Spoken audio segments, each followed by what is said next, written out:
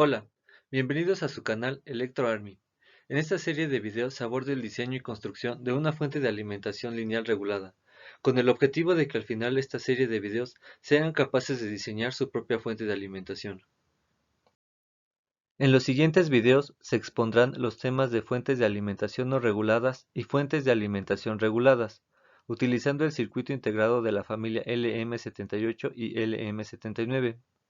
Además, se realiza un análisis de diferentes topologías de reguladores discretos.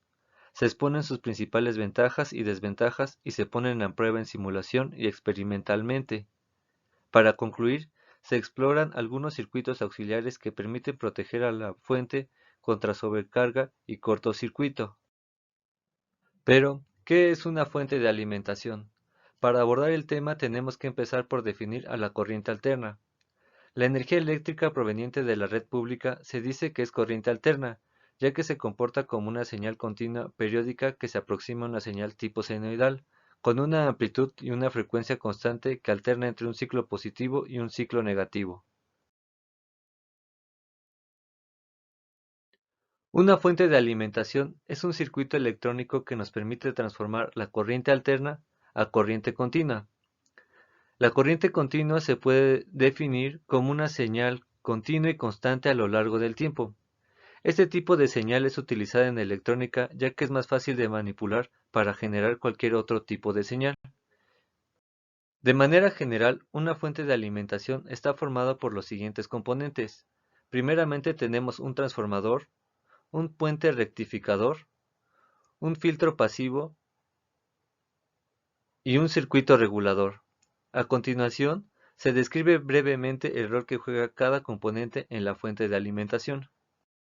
El primer elemento que encontramos en nuestra fuente de alimentación es un transformador, el cual puede ser incluido o no dependiendo de las especificaciones de diseño. Su funcionamiento es elevar o atenuar el voltaje de alimentación. Está formado por un doble devanado sobre un núcleo de hierro o ferrita. El puente de diodos tiene la función de rectificar la señal, haciendo que el ciclo negativo de la corriente alterna se convierta en positivo. El siguiente elemento es un filtro pasivo. Aunque existen filtros que integran varias etapas en las cuales se combinan capacitores e inductores, lo más común es utilizar un único capacitor en paralelo con la carga. Este arreglo ofrece un buen filtrado, además es económico y fácil de calcular. Finalmente tenemos una etapa de regulación. Existen diferentes topologías y cada una presenta ventajas y desventajas. Inclusive, en el mercado existen circuitos integrados diseñados para este fin. Su principal objetivo es mantener el voltaje en un valor específico a su salida, a pesar de variaciones en el voltaje de entrada. A continuación, se describen algunas propiedades importantes de la corriente alterna que serán útiles a lo largo de la serie de videos. Como se mencionó anteriormente, la energía eléctrica proveniente de la red pública tiene un comportamiento tipo sinusoidal, que utiliza un ciclo positivo y un ciclo negativo, manteniendo una frecuencia constante y una amplitud constante. Para Latinoamérica se utiliza un voltaje de 120 a 127 volts RMS y una frecuencia de 60 Hz. Para otros países, por ejemplo España, se utiliza un voltaje de 220 volts RMS y una frecuencia de 50 Hz. ¿Pero qué es el voltaje RMS? El voltaje cuadrático medio o RMS por sus siglas en inglés hace referencia a la potencia media entregada a una resistencia para un voltaje periódico. Dicho de otra manera, es un voltaje que proporciona la misma potencia media que el voltaje continuo. Generalmente el nivel de voltaje de una señal sinusoidal se expresa en términos del valor RMS. El voltaje RMS se puede calcular como la división del voltaje pico entre la raíz cuadrada de 2, definiendo al voltaje pico como el valor que hay del 0 al valor máximo que alcanza la señal sinusoidal, y al voltaje pico a pico como la distancia que hay entre el valor máximo y el valor mínimo de la señal sinusoidal.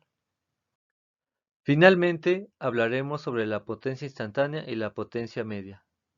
La primera es el producto del voltaje y corriente proporcionados en un tiempo específico, mientras que la potencia media es el promedio de la potencia entregada en un intervalo de tiempo. Este valor toma mayor importancia para señales periódicas, como las del tipo sinusoidal. Hasta ahora se presentó una introducción de fuentes de alimentación, así como los principales componentes que lo integran. Además, se definieron algunas propiedades importantes. En nuestro siguiente video se realizará el diseño de una fuente no regulada, mostrando el comportamiento de cada componente. Además, se realizan pruebas en simulación y una validación experimental. Y si les gustó este video, denle like y hasta la próxima.